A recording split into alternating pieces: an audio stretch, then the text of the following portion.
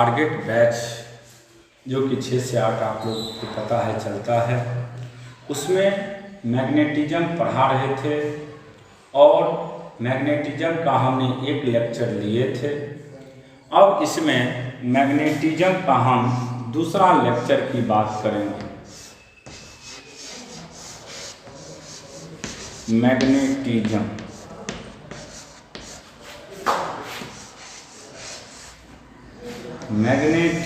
में आपका ये जो होगा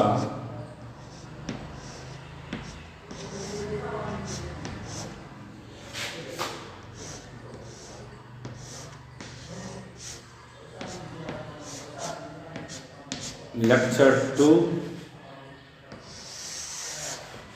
उसी को हम अभी पढ़ाने जा रहे हैं।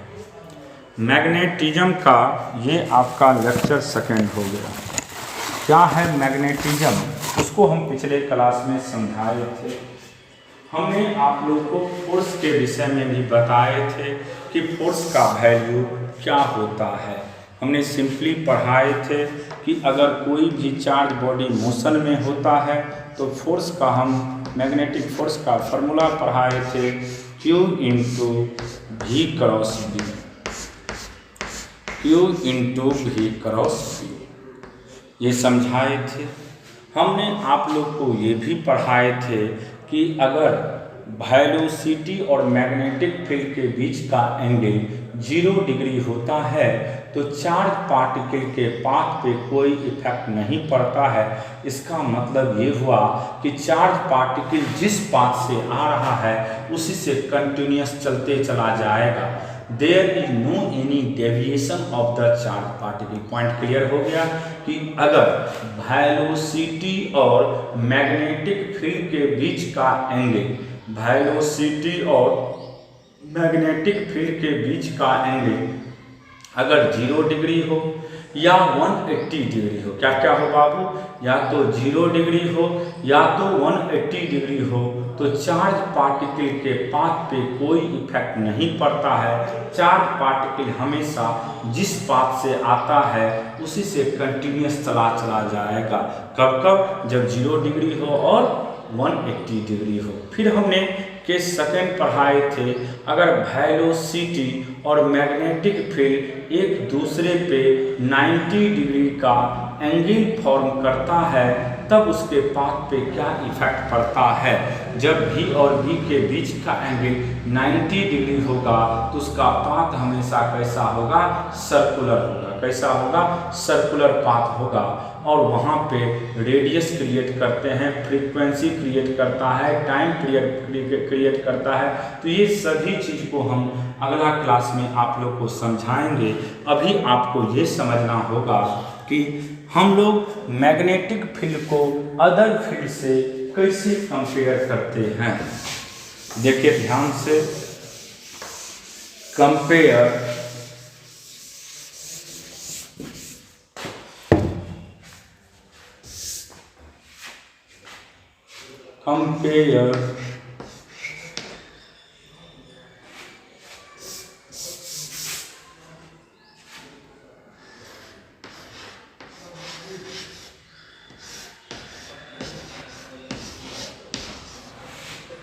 compare the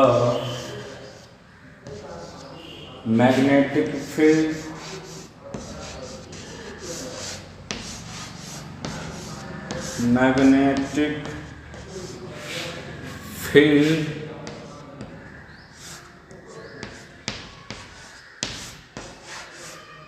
with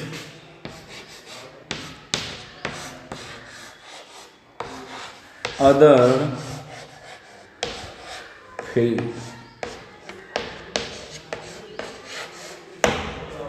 compare magnetic field with other field. हमें कंपेयर करना है किसको, मैग्नेटिक फील्ड को, किससे, अदर फील्ड से। पहला हम बात कर रहे हैं जैसे ग्रेविटेशनल फील्ड।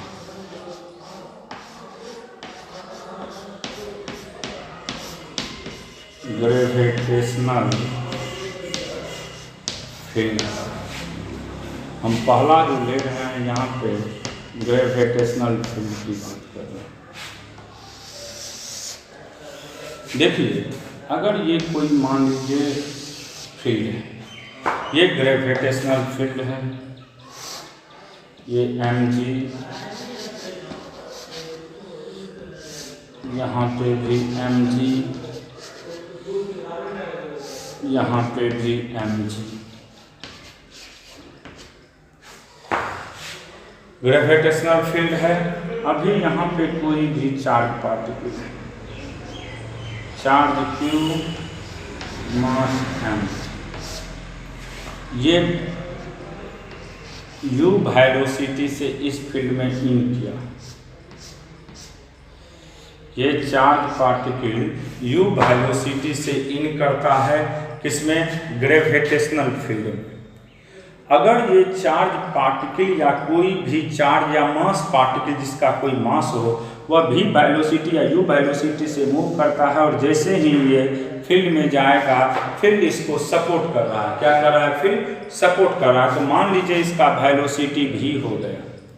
ये जो जब भी फील्ड से बाहर निकला तो इसका वेलोसिटी क्या हो गया? v।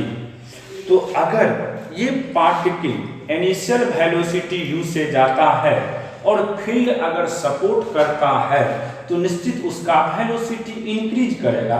जैसे एक सिंपल एग्जांपल, आप लोग साइकिल चलाते हैं सभी लोग, तो जब हवा आपको सपोर्ट कर रहा है, मान लीजिए हवा आपको ईस्ट से वेस्ट के तरफ बह रहा है, आप ईस्ट से वेस्ट के तरफ साइकिल से चल रहे हैं, तो ऑब्वियस बात है जब एयर आपको सपोर्ट करेगा तो निश्चित आपका फाइनल वेलोसिटी इंक्रीज होगा।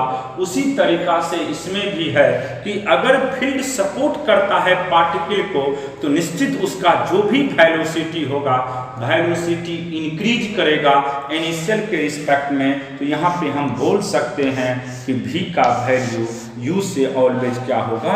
ग्रेटर होगा। तो पहला पॉइंट क्लियर हो गया कि जब भी हम किसी पार्टिकल को अगर फील्ड, जैसे ग्रेविटेशनल फील्ड है, अगर ग्रेविटेशनल फील्ड में किसी भी पार्टिकल को मोशन करवाते हैं तो वह पार्टिकल का वेलोसिटी इंक्रीज करता है, इसलिए v ग्रेटर होगा किससे? u से। अब हम बात करते हैं दूसरा फील्ड हो गया इलेक्ट्रिक या इलेक्ट्रोस्टैटिक भी बोल सकते हैं आप लोग। इलेक्ट्रिक फील्ड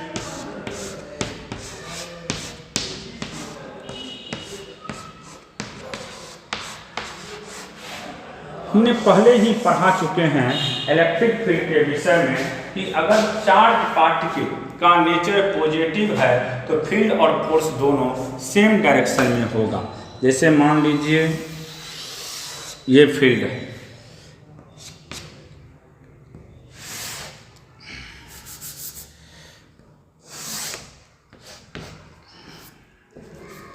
ये फील्ड है,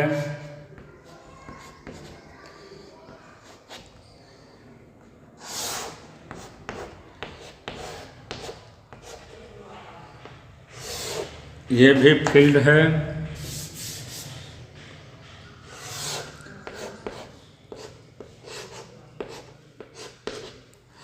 ये सभी फील्ड है। अगर यहाँ से मान लीजिए ये चार्ज पार्टिकल है, चार्ज q, मास m, ये u वेलोसिटी से चला है, चार्ज q है और मास आपका m है, ये u वेलोसिटी से चला है। जैसे ही ये चार्ज, अब आपको पता है कि चार्ज का नेचर पॉजिटिव है, चार्ज का नेचर कैसा है? पॉजिटिव। तो जिधर फील्ड होगा उसी डायरेक्शन में क्या होगा? इसका फोर्स भी होगा। फील्ड और फोर्स दोनों हमेशा सेम डायरेक्शन में होगा।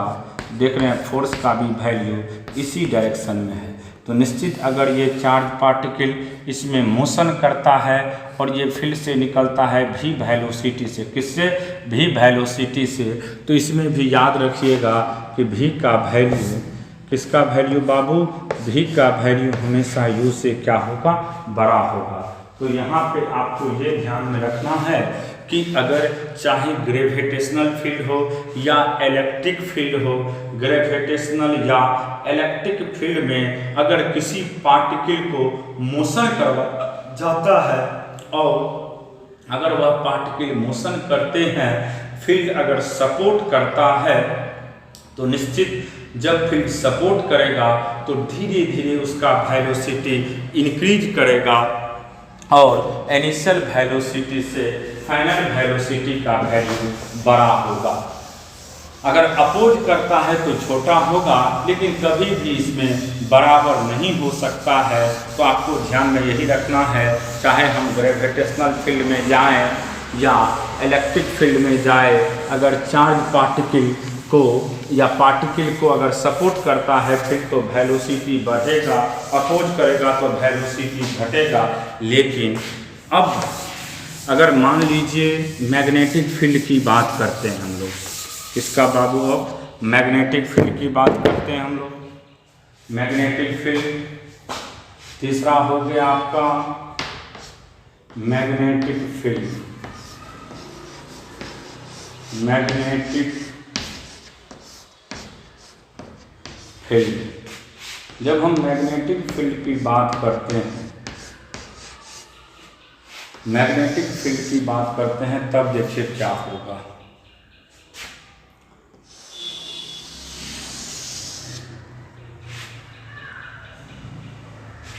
मान लीजिए आपके पास ये डॉट को रिप्रेजेंट करता है।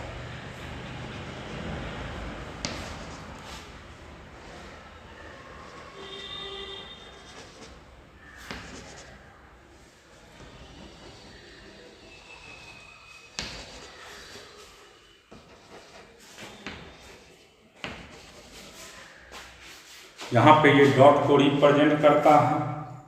अगर हम एक चार्ज पार्टिकल को ले रहे हैं, देखिए ध्यान से, ये चार्ज पार्टिकल, चार्ज क्यू है, मास m। अगर ये u वेलोसिटी से चलता है, किससे बाबू? u वेलोसिटी से चलता है, तो अब फोर्स कैसे निकालते हैं उसको भी समझिए। जैसे हम सबसे पहले बताए थे कि वेलोसिटी के डायरेक्शन में आप अपने चारों उंगली को दीजिएगा, तो दे दिए। फील्ड आउटवर्ड है, किधर है? आउटवर्ड यानी बाहर की तरफ है, तो दिए ऐसे। अब मुट्ठी को बंद करेंगे, जिधर फील्ड होगा उधर मुट्ठी को बंद करिएगा, जिधर थंब जाएगा वही किसको रिप्रेजेंट करेगा? मैग्नेटिक फोर्स के डायरेक्शन को, मैग्नेटिक फोर्स के डायरेक्शन को रिप्रेजेंट करेगा। एक बार फिर समझिए, अपने दाहिने हाथ के चारों उंगली को आप हमेशा किधर रखिएगा? वेलोसिटी के डायरेक्शन में। अपने राइट हैंड के चारों उंगली को आप वेलोसिटी के डायरेक्शन में रखेंगे। उसके बाद जिधर फील्ड है उधर मुट्ठी को बंद करेंगे, जिधर फील्ड है उधर मुट्ठी को बंद करेंगे, और ये थंब रिप्रेजेंट करेगा मैग्नेटिक फोर्स के डायरेक्शन को। और यहाँ पे जैसे ही हम करते हैं तो मैग्नेटिक फोर्स नीचे हो गया, इसका मतलब इस चार्ज पार्टिकल का पाथ भी नीचे ही होगा, नीचे ही होगा। लेकिन यहाँ पे अगर हम मैग्नेटिक फील्ड की बात करते हैं और मैग्नेटिक फील्ड में चाहे फोर्स सपोर्ट करे या फोर्स अपोज करे, चाहे फोर्स सपोर्ट करे चाहे फोर्स अपोज करे, वेलोसिटी इसका थ्रू आउट हमेशा क्या होता है? कांस्टेंट। वेलोसिटी में कोई वेरिएशन नहीं होता है। ये बहुत इम्पोर्टेंट है, ये आईआईटी में, मेडिकल में सब जगह क्वेश्चन पूछ चुका है कि अगर किसी भी चार्ज पार्टिकल को अगर हम मैग्नेटिक फील्ड में मोशन में करवाते हैं, किसी चार्ज पार्टिकल को अगर हम मैग्नेटिक फील्ड में मोशन में करवाते हैं, तो याद रखिएगा उस चार्ज पार्टिकल के पाथ पे इफेक्ट पड़ेगा, लेकिन वेलोसिटी थ्रू आउट क्या होगा? कांस्टेंट होगा। पॉइंट क्लियर हो गया कि अगर हम किसी चार्ज पार्टिकल को मैग्नेटिक फील्ड में मोशन में करवाते हैं और अगर फील्ड या फोर्स चाहे सपोर्ट करे चाहे अपोज करे, अगर मान लीजिए चार्ज पार्टिकल जिस वेलोसिटी से फील्ड में इन करेगा उसी वेलोसिटी से क्या होगा, आउट होगा। पॉइंट क्लियर हो गया। तो आपको ध्यान में यही रखना है कि अगर मैग्नेटिक फील्ड में किसी भी चार्ज पार्टिकल को मोशन करवाया जाए और इनिशियल वेलोसिटी से जो चार्ज पार्टिकल इन करेगा उसी वेलोसिटी से वह चार्ज पार्टिकल आउट होगा, इसीलिए हम लोग कहते हैं कि मैग्नेटिक फील्ड में उसके वेलोसिटी पे कोई इफेक्ट नहीं पड़ेगा। ध्यान में रखिएगा। ये इसका प्रूव्ड भी होता है, लेकिन प्रूव्ड मत करिए। ध्यान में रखना है इसको कि अगर कोई भी चार्ज पार्टिकल हो, अगर चार्ज पार्टिकल को मैग्नेटिक फील्ड में हम मोशन करवाते हैं तो ध्यान में यही रखिएगा कि उसके वेलोसिटी पे कोई इफेक्ट नहीं पड़ेगा। जिस वेलोसिटी से इन करता है उसी वेलोसिटी से आउट होगा। हमको यहाँ पे फाइंड करना है मैग्नेटिक फोर्स के डायरेक्शन को। देखिए, टू फाइंड द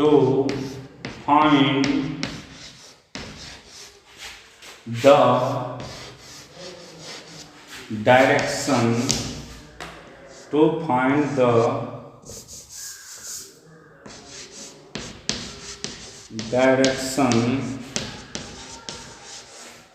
of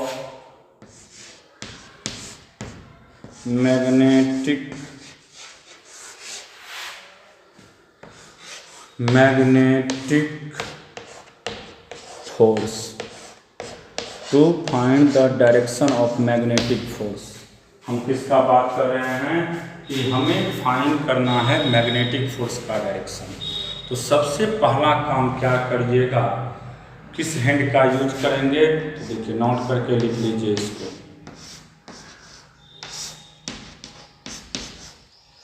अपनी दाहिनी हाथ के चारों उंगली को, बुक में अलग अलग भाषा में लिखा है, एस सी वर्मा में लिखा है, एनसीईआरटी में लिखा है, लेकिन हम जो बता रहे हैं ये सिंपल मेथड होता है, इसमें किसी भाषा का जरूरत नहीं है। आपको मैग्नेटिक फोर्स के डायरेक्शन को फाइंड करने के लिए सबसे पहले किस हैंड का यूज करना होता है, राइट हैंड का। तो हम शॉर्टकट डिफिनेशन भी लिख देते हैं, यूजिंग राइट हैंड। आप किसका यूज करोगे बाबू, यूजिंग राइट हैंड। आप सबसे पहले राइट हैंड का यूज करिएगा, यूजिंग राइट हैंड। किसका यूज करिएगा, राइट हैंड का। And all 4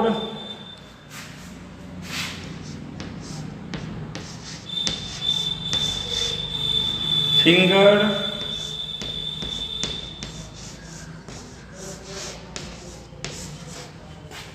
is taken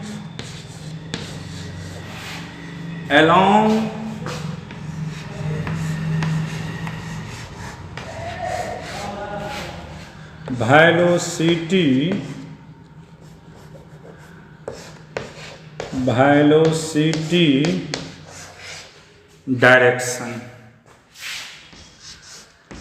velocity direction, and punch।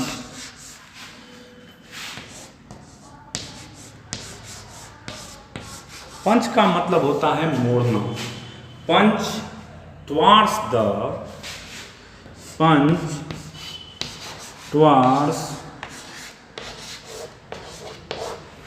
the direction of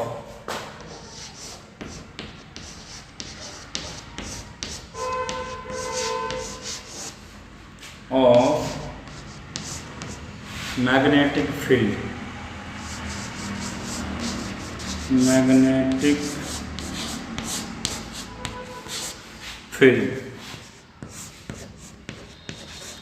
then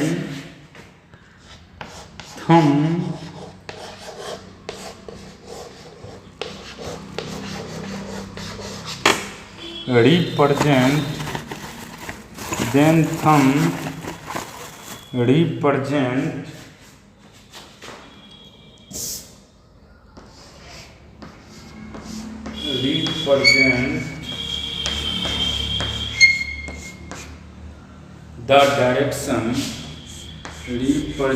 the direction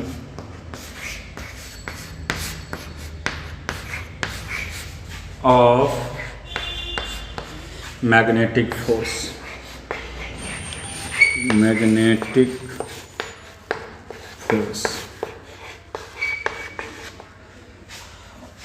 clear हो गया कि अगर हमें इसका डायरेक्शन निकालना है, किसका, फोर्स का, मैग्नेटिक फोर्स का अगर हमें डायरेक्शन निकालना है तो उसके लिए किस हैंड का यूज करते हैं, राइट हैंड का। किसका, राइट हैंड का। किसका, राइट हैंड का। राइट हैंड के ये जो दिख रहा है आपको फोर फिंगर, ये जो फोर फिंगर है, इस फोर फिंगर को आप किसके डायरेक्शन में रखोगे बाबू, वेलोसिटी के डायरेक्शन में। किसके डायरेक्शन में, वेलोसिटी के डायरेक्शन में। और जिधर फील्ड का डायरेक्शन है उधर मुट्ठी को पंच करेंगे। अंदर है तो इस तरह पंच करिएगा, बाहर की तरफ रहेगा तो इस तरह से पंच करिएगा, अंदर रहेगा तो इस तरह से पंच करना है और बाहर की तरफ रहेगा तो इस तरह से पंच करिएगा। उसके बाद ये जो थंब है, ये थंब ये रिप्रेजेंट करेगा मैग्नेटिक फोर्स के डायरेक्शन। पॉइंट क्लियर हो गया कि अगर हमें मैग्नेटिक फोर्स के डायरेक्शन को फाइंड करना है तो इसके लिए हम राइट हैंड का यूज करते हैं।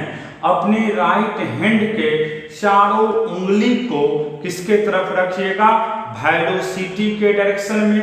और जिधर भी फील्ड हो, चाहे इनवार्ड हो चाहे आउटवार्ड हो, इनवार्ड रहेगा तो इस तरह से पंच करना है और आउटवार्ड रहेगा तो इस तरह से पंच करिएगा। ये थंब जो है ये रिप्रेजेंट करेगा मैग्नेटिक फोर्स के डायरेक्शन को। अब इसमें आता है कि कभी कभी ऐसा भी करता है कि चार्ज का नेचर निगेटिव हो जाएगा।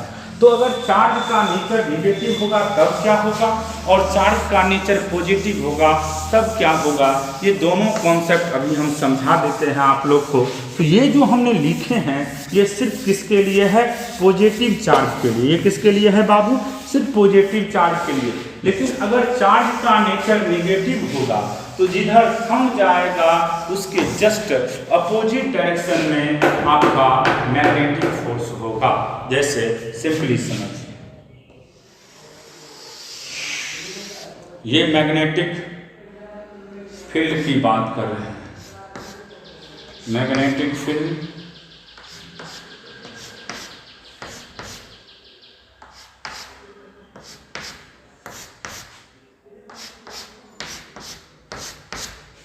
मान लीजिए यहाँ पे एक चार्ज पार्टिकल है, इसका चार्ज Q है, यानी पॉजिटिव चार्ज, मास m, U वेलोसिटी से ही किया। अब ये किधर है, अंदर की तरफ है और पॉजिटिव नेचर है, इसलिए ये किधर जाएगा, फोर्स ऊपर के तरफ, और डेविएशन भी इसका इधर ही होगा। लेकिन अगर मान लीजिए यही सब कुछ यही रहेगा, सब कुछ यही है, आपका क्रॉस ही है, मान लो ये क्रॉस ही है,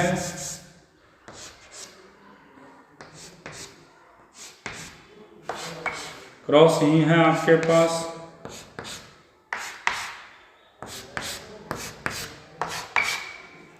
और यहाँ पे अब चार्ज का नेचर निगेटिव है। ये चार्ज का नेचर निगेटिव है, -Q मास m, ये आपका वेलोसिटी U है। अब देखिए अगर हम इसको देते हैं अंदर की तरफ तो ऊपर है, लेकिन आप ध्यान रखिएगा चार्ज का नेचर निगेटिव है तो डायरेक्शन भी अपोजिट हो जाएगा और इस तरफ